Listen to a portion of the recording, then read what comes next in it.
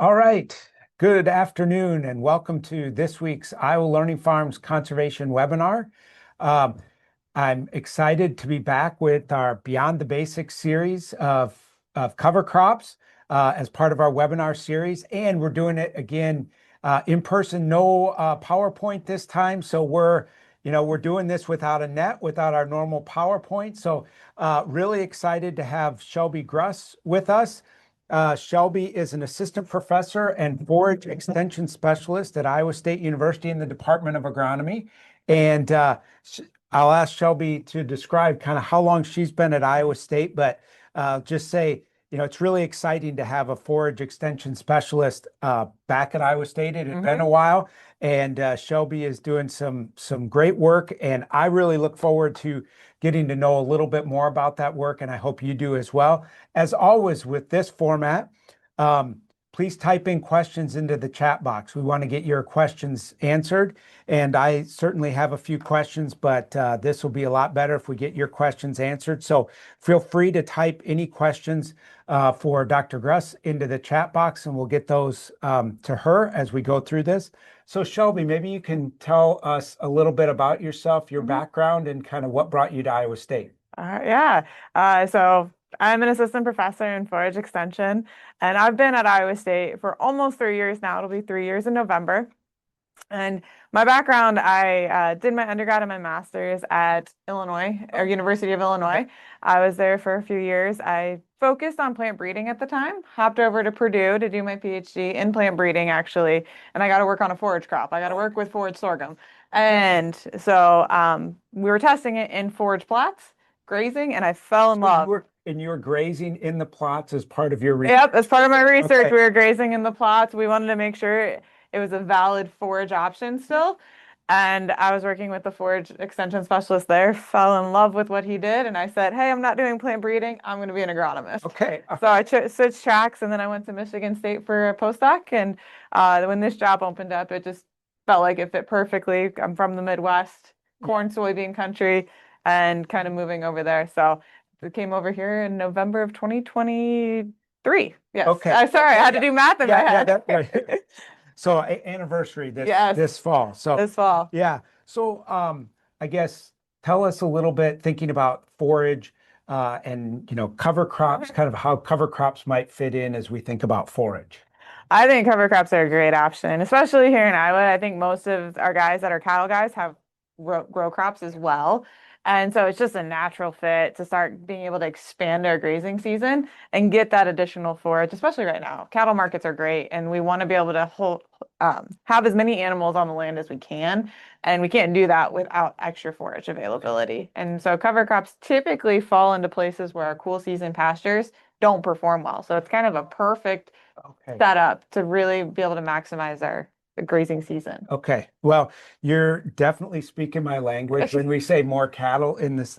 I'm a big believer we need more cow-calf pairs in the state of Iowa as we think about things related to the nutrient reduction strategy. It can really, really help us. What are some of the key considerations, though, as farmers or producers are thinking about integrating cover crops and maybe grazing those for livestock?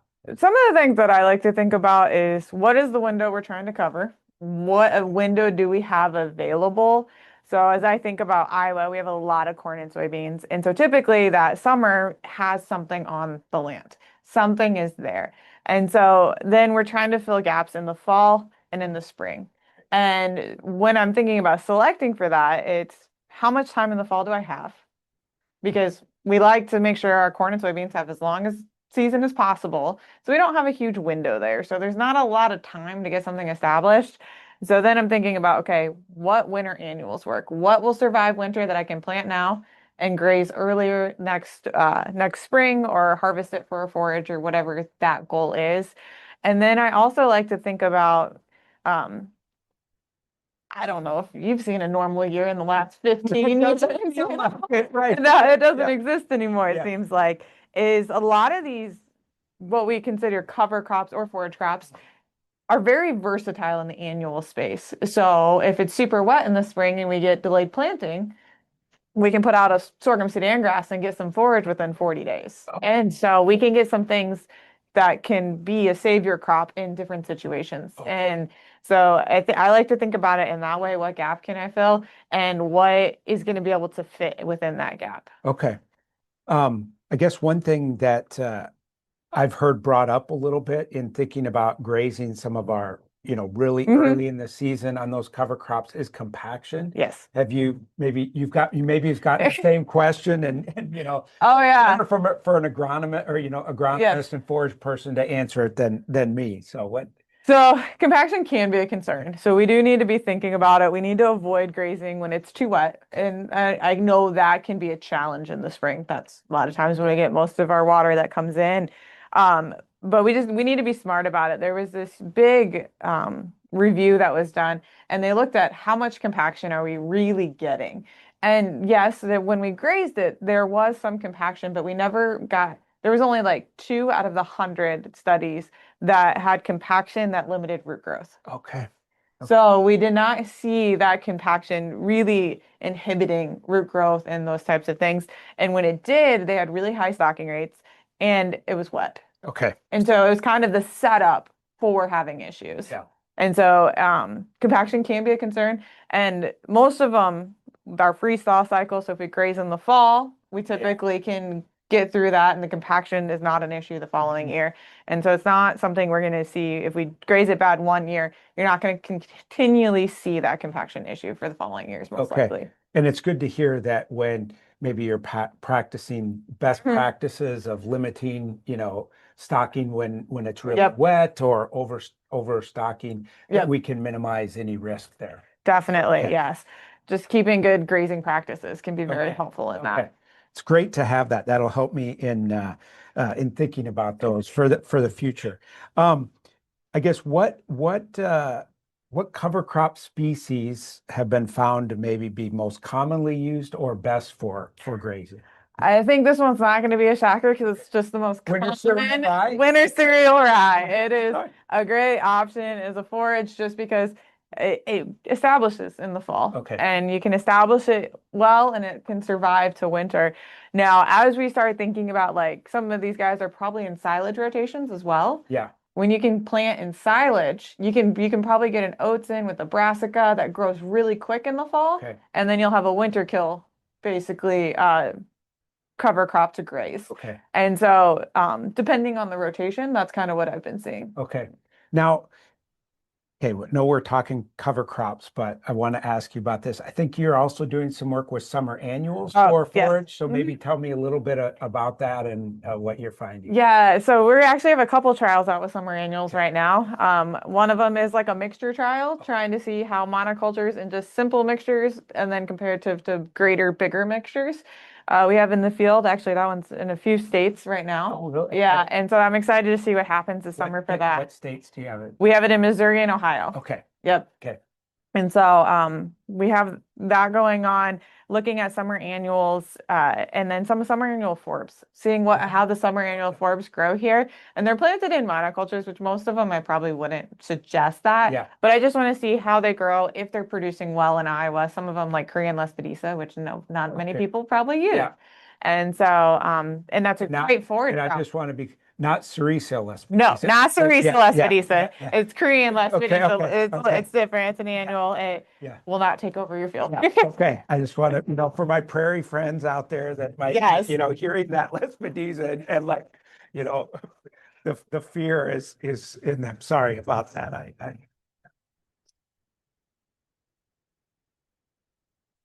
got Shelby going with the hand. Okay, so sorry. I get my hands moving and I knocked my mic. Sorry about that. Okay, so you talked about Korean Lespedisa. What are some of the others that we have sun hemp in the field. We have some buckwheat. We have Alice clover. Okay. Forage soybeans. And then we have the new sorghum Sudan. This is our grass species that we have in there as our blank, but it's a prussic acid-free sorghum Sudan grass. And so we don't have to worry about that prussic acid or hydrogen cyanide when grazing and seeing how that does. And then in the mixtures, we have like sun hemp, we have forage soybeans again, and it kind of builds up. And then we have a sorghum Sudan grass with pearl millets as like the base grass species for those. Okay, great. All right, we got some questions coming in here. One is, do you do anything with forage chicory? I love forage chicory. Okay. It actually is an interesting crop. Now, I want to say, because some people are probably, the first time I said I want to do work with forage chicory, everybody's like, I do not want chicory in my field. And there's a weedy species and there's forage chicory. Okay. And so forage chicory does have put on a lot of biomass, can be a great forage.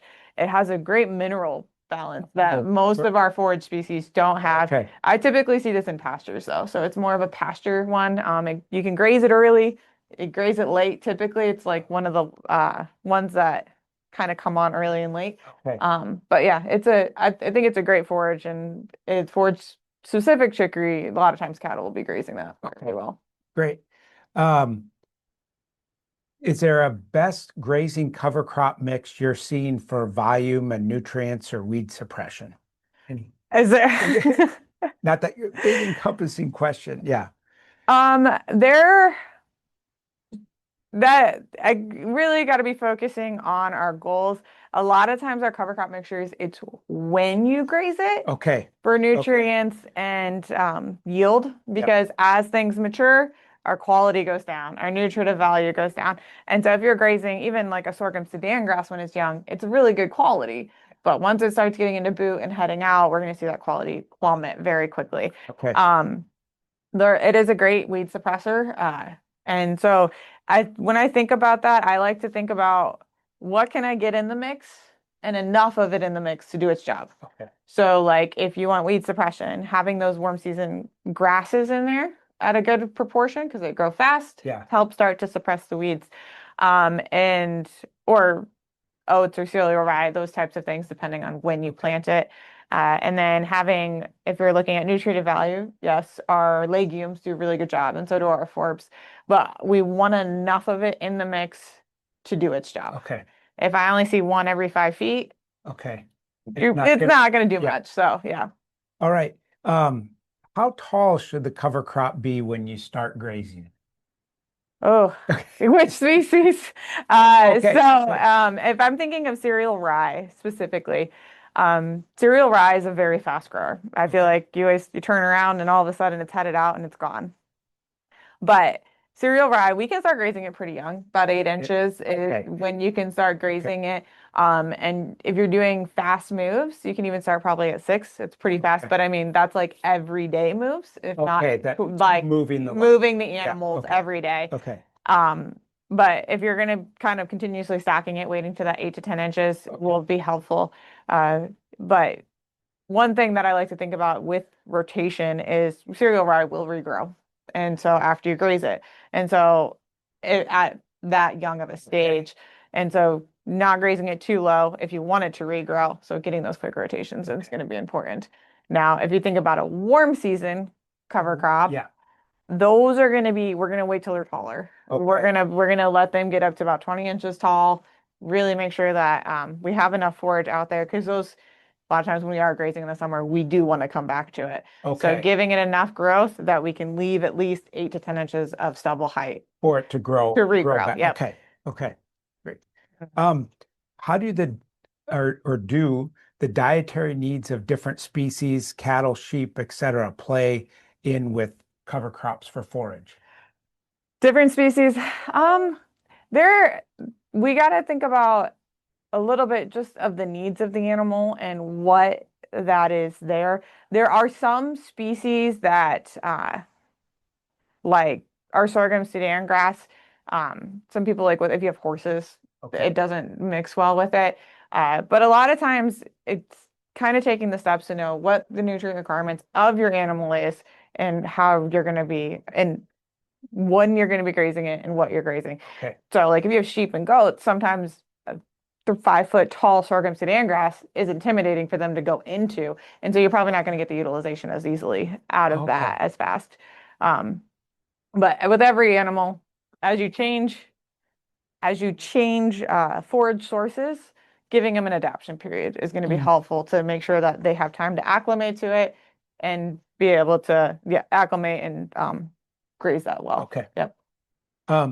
Any luck with winter hardy peas?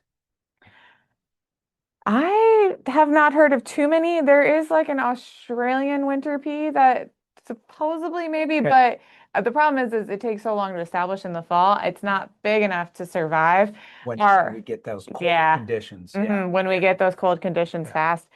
If you're looking at a legume, not a lot of people like it, but hairy vetch is Yeah. the big one. It's a good grazer, and I know there's that toxicity concern. Typically, we have that concern after flowering. So if you're grazing it when it's young and early, you're not really going to see that as a Okay. problem. Okay. Um, this might, this is a good question. I'm not sure if we know this yet. I'll ask you, but this might be something for our folks that do surveys to try to get more Mhm. information. But any estimate on the number of producers who use cover crops for grazing versus just growing them for a cover only? Oh, there was a study done by the USDA ERS, and I am blanking on the values that they had, but they looked at livestock producers Okay. specifically.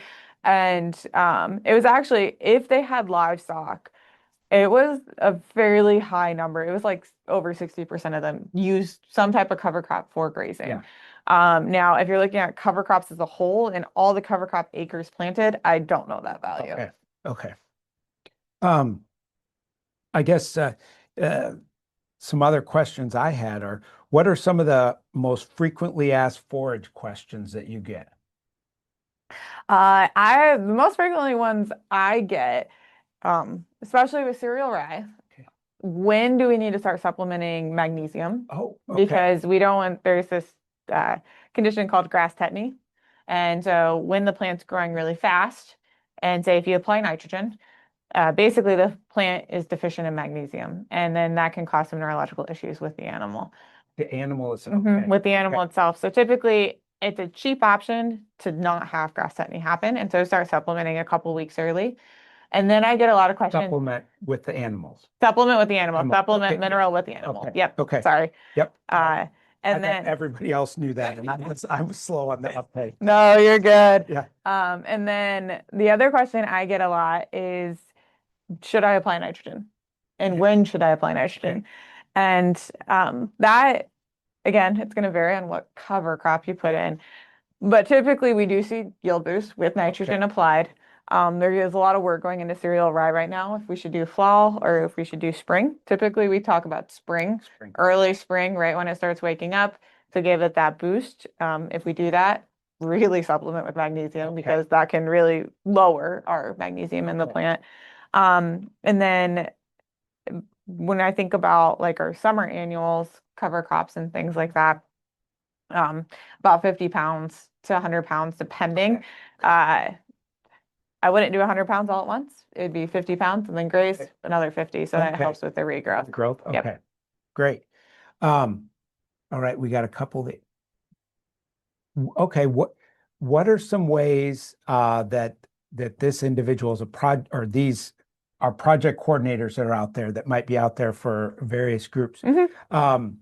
What are ways that you could promote forage cover crops for producers? Any ideas on suggestions on that?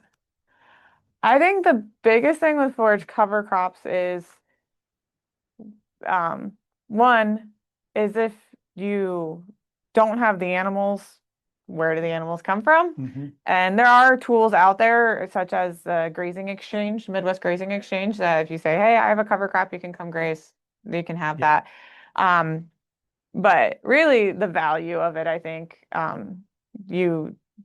it helps turn around a profit on planting a cover crop right away. And then also you're reducing your feed store costs. And for our feed costs for our livestock operations is our number one cost. And so any way to reduce that is going to be very helpful. And typically a lot of these cover crops are very high quality. We're thinking 2-3 pounds per day daily gains this is for stock or cattle.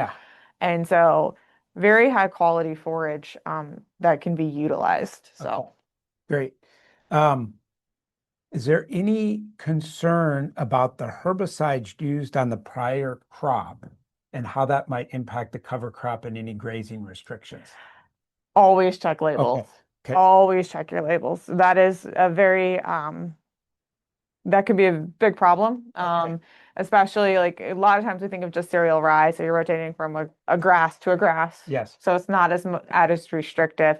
But say if you have a corn silage and you're trying to plant this big mixture Yeah. going into the Yep. fall that has brassicas and it has legumes in it, you're probably not going to see those depending on what herbicide you applied. Yeah. And then there are some grazing restrictions with some of the residuals ones in the soil. So Yeah. please always check labels. You might have touched on this, but what from talking to producers, what are the biggest barriers to cattle farmers grazing their grazing cover crops? Fencing and water. Okay. Fencing and water. We used to have fencing around all of Yeah. our fields. We don't have them anymore.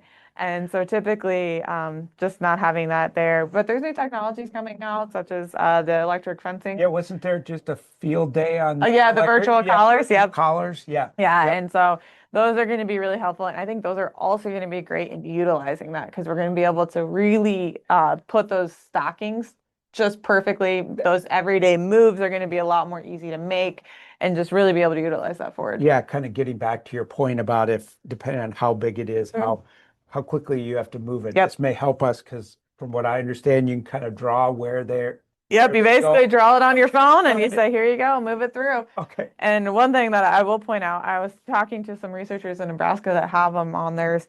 They're like, everybody's like still worried about water. And Yes. and it is a concern, especially if you have no water in the field. But they were like, if you have one water, you can make it work because as you're drawing those lines, you can change the path to the water so you're not just compacting one alleyway all the time. And so you can get creative with this. It's going to really, I think it's going to change a lot of more animals, hopefully grazing Okay. these cover crops. Yes. Any idea what's the kind of a minimum width you should have for them to I would, traffic? And maybe it depends on how many animals and so forth. it will depend on how many animals and the shape of your field and everything. But I know, and it also depends on the company's Yeah. collars you Yeah. use. Yeah. But they say that line is can shift about 10 feet either direction. Okay. So you got to give them a little bit of space. Yeah. Okay. Yeah. So I just think of it like almost like if you had it in the center, like you could spoke Good. out from there Okay. all the way, Yeah, all the way you around. you could kind of just do that. And theirs was on a center pivot and their water was right in the center. Yeah. And so they just like one lane was at the top, the next time they moved over, the lane was at the bottom, and just trying to keep that compaction down. Yeah. This is where we can maybe use new technology to bring back some of the old practices that we used to have with, I mean, I think back when I was a kid, a lot of cattle grazing stalks in the fall, but now our fences are gone. Fences are gone. Yep. Okay, you kind of talked about this, but maybe for this person, what are some of the covers that you're most excited about for Iowa? Any new varieties or options to consider? Oh, I I don't know if I could really have any new ones that are just like coming out and just this is the best thing that's since sliced bread or anything like that. Right. But I like to think about the versatility of these species. And so like granted, I did my work in summer annuals, so I love summer annuals. I think they have a great place. But I'm doing some work with some of these clovers that are starting to try to basically survive winter. So I think that can be a really good opportunity. We had some crimson clover that survived in a couple trials. But I don't really have a set one that I'd say this is the perfect thing because there's just so many different situations and places. Yeah, somebody asked about winter kill options, so it's great to hear that you're kind of looking at what other, are there some species out there that you don't know about or can look at for that overwinter? Yes. Do cattle like grazing on brassicas and buckwheat? They will. Yes, they do.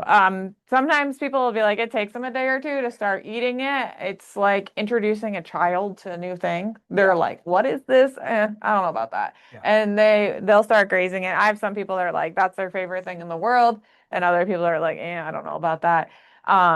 We do have to be a little bit careful with those just because we do have some toxicities related to brassica. So let's not plant just brassicas Okay. in the field. Okay. But like mixing that with an oats or something in that winter kill situation, brassicas are so fast to establish. They can throw a lot of biomass in a short period. So following that silage harvest, it's a good opportunity. Okay. Yeah. Somebody did ask if you could talk a little bit more about the prussic acid issues with grazing cattle on the sorghum Sudan grass. Yeah. So sorghum Sudan grass produces a compound called durin, and when durin breaks down, it releases hydrogen cyanide or prussic acid. And so we think it's a defense mechanism for the plant, trying to keep like bugs away. It's been shown to reduce corn rootworms in fields, okay. different things like that. But for cattle, it's not a good thing. Yeah. And so typically we don't want to graze it when it's below 18 inches tall because it's young, it's highly concentrated. Okay. And so that's when a big issue is. But then as we go into the fall, a frost can kind of make that response come back. It's stressed, it's trying to recover.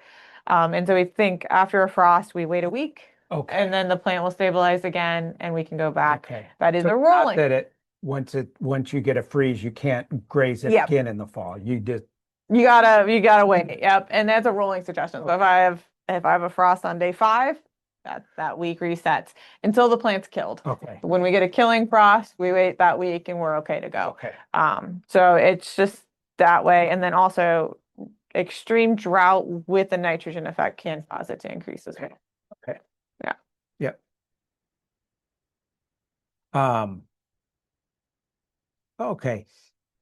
This one's a little different, but this individual indicated that they encounter ticks a lot when they go to the field. Does tick control ever come into the conversation when you're thinking about selecting forage species?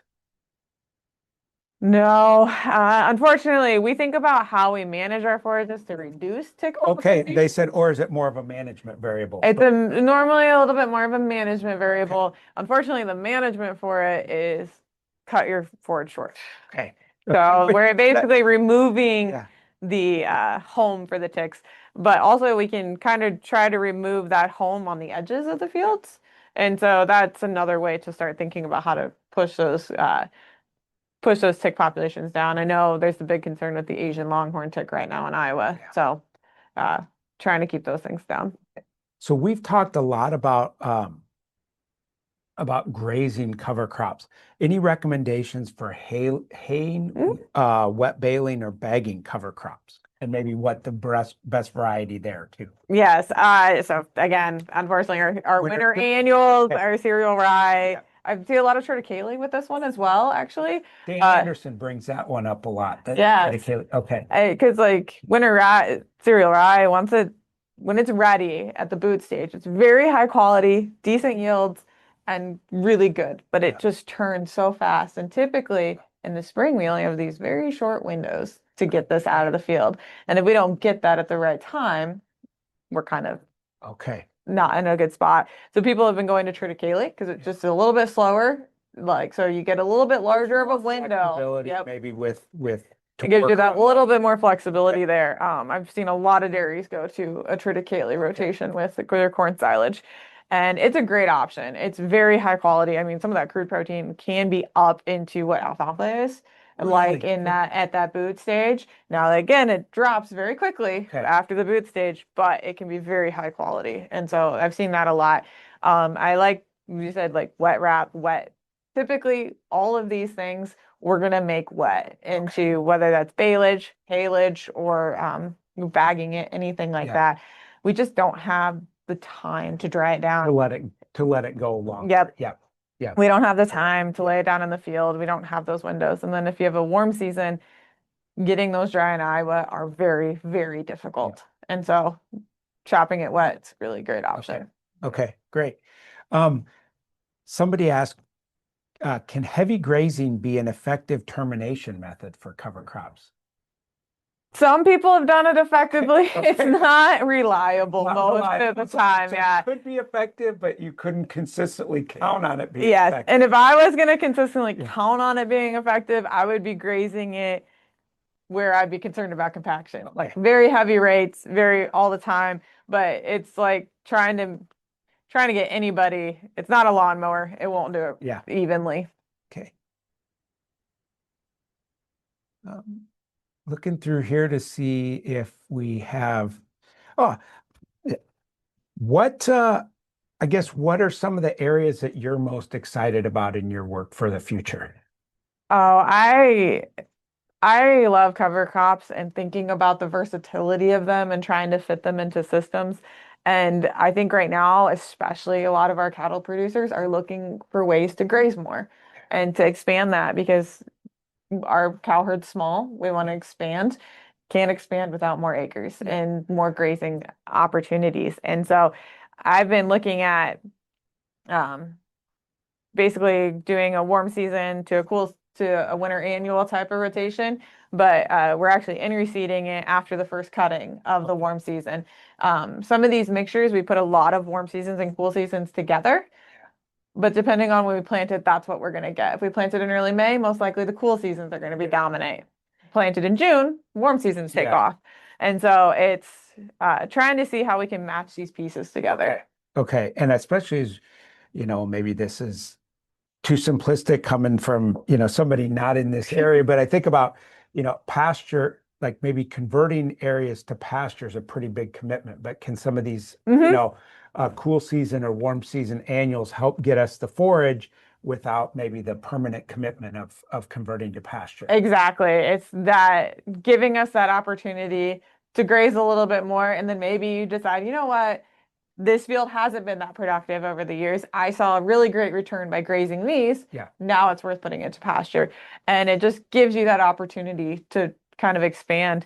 And I think, and cattle are moving manure piles. That's Like right. if we're moving it, Distributing, yes, so we're moving it around. we're moving it around and we're not having to take Yep. it to the dry lot, pull it out, move it around afterwards. So, And as I think about this from kind of the work I do on the water quality and mhm. nutrient reduction, with these, if we have these cool season, warm season annuals, we're having something growing a greater Yes. percentage of the year, taking that nitrate that might otherwise be at Mhm. risk of being lost and putting it into uh, biomass that can be Yes. used productively. Exactly. I think it's just a great option to not have a bare field Yeah. and really expand across. And I think there's something about the animal being out there as well with the soil dynamics and everything else. And I really want to look at that in the future of just how having the animal on the land instead of just putting the manure out there, but that grazing action. I think there's something there. Yeah. Yeah. And there's something aesthetically pleasing, I think, too. So, that Oh, to me, that counts for something. But I'm driving down the road and I see animals out. I'm like, all right, gotta stop and take some photos. okay, right. Well, if you were to ride with the Iowa Learning Farms crew, you would probably hear Ann yell sheep when she sees sheep out grazing on the landscape. So, all right. With that, I'm going to ask one more question here. Is that best option to add to thin if you have a thin alfalfa stand? So there's two things that I always ask when somebody asks me this is how long do you want it to survive and what are you feeding? So those two things will change my answer. So if you have a thin alfalfa stand and you only need it to live for another year, adding a quick growing grass could be really great. Something like, I mean, oats would pick up pretty well. Um, some people have done cereal rye in the fall when they saw it was thin. They'd put it in, help kind of come up then, or a summer annual. Now, this is if you are starting to think about, I don't necessarily need as high of a quality forage, but people will come in, take that first harvest, and then plant their summer annual right into it following the first harvest so that the ground is basically in conditions for a summer annual. Now, if you wanted to survive multiple years, then we're starting to switch what we're thinking. Red clover for high quality stands. Red clover, a bird's foot. Bird's foot's a little slower to establish, so it can be hard to get into there. But red clover is a great one. Can get your stand for another year or two and keep that going. And it helps with the tonnage as well. If you're just looking for keeping that stand going, not necessarily perfect quality hay by any means, a cool season grass perennial grass, such as like orchard grass, meadow fescue, those types of grasses. One of the caveats though with those is we need to plant it early. So like as soon as that alfalfa is greening up, it should be in the ground, Okay. basically. Okay. Because if we let that alfalfa grow to 6 inches tall, it's going to smother it, Yeah. especially in the spring. Okay. And so just thinking about it that way. But yeah, just depends. Okay. Mhm. All right. I think that gets most of our questions there, and Mitch gave me the high sign like 5 minutes ago. So I blew him off for a little while, but I won't now. So Mitch, if we can go to get our last logistical slides, I want to thank the key funding partners to the Iowa Learning Farms that make the conservation webinar series possible. The Iowa Department of Agriculture and Land Stewardship, the Iowa Department of Natural Resources, the Iowa Nutrient Research Center, and the Leopold Center for Sustainable Agriculture. Without those key partners, these webinars would not be possible. So thank you very much to them. Next slide. If you watch this webinar live and are wanting to earn a CCA CEU, please email Elena Whitaker, and her email is alenaw@iastate.edu. Email her by 5 o'clock today with your name, the name you entered to watch the webinar, and your CCA number. Again, 5 o'clock today, alenaw@iastate.edu. If you watch this webinar live and are willing to fill out a voluntary demographic survey, we'd greatly appreciate it. Only one survey response is needed for all 2026 webinars. So if you filled it out, thanks. If you're willing to, we'd appreciate it. You can scan that QR code or go to iowalearningfarms.org/survey.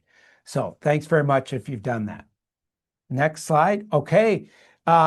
Next week, we're going back to the Department of Agronomy. We are leaning on the Department of Agronomy at Iowa State a lot this week. And so we have Dr. Richard Roth that's going to talk to us about the nitrogen toolbox, from cycling to rate tools to late season decisions. So I think important as we think about, it might still be reasonable for some late season decisions on some, maybe on some later corn, but also thinking about next year as well. So please tune in next week for Dr. Roth. Same time, same place, but back to your usual format of a PowerPoint. So you won't have to listen to me next week. Actually, I think I'll be at the Manure Expo next week, so I don't think you will hear from me. But you can find this webinar archive on the Iowa Learning Farms website, or on our YouTube channel that's just dedicated to Iowa Learning Farms webinars. So please, if you watch this and want to go back to something Shelby talked about, go back and watch it, or let somebody know that you might have interest in this to go watch it. And with that, Shelby, I want to thank you so much for participating in this. I hope you're willing, if people have more questions, to contact you directly. Of course. And as we started this off, it's great to have a forage extension specialist back at Iowa State, and we're really fortunate to have you here. It's been good. It's good. It's been good being here and here today. Yeah. All right. Everybody have a great day.